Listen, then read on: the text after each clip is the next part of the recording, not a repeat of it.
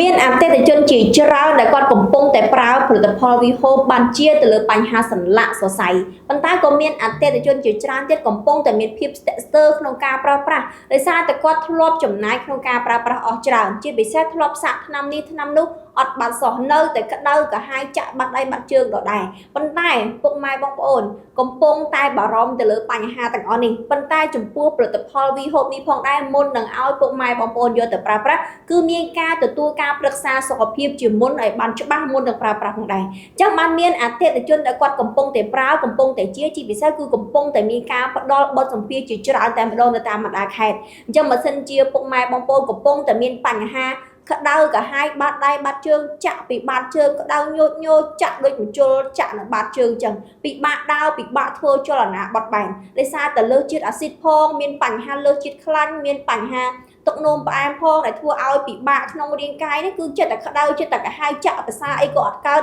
សម្រានក៏អត់លក់ប៉ុន្តែផលិតផល Vivo នេះគឺជួយបានតែម្ដងអញ្ចឹងបើសិនជាពុកម៉ែបងប្អូនកំពុងតែមានមន្ទិលសង្ស័យពុកម៉ែបងប្អូនខលមកតាមរយៈលេខ3ខ្សែធ្វើការប្រឹក្សាសុខភាពឲ្យច្បាស់មុននឹងប្រើប្រាស់ផងដែរជៀសវាងចំណាយលុយខុសហើយ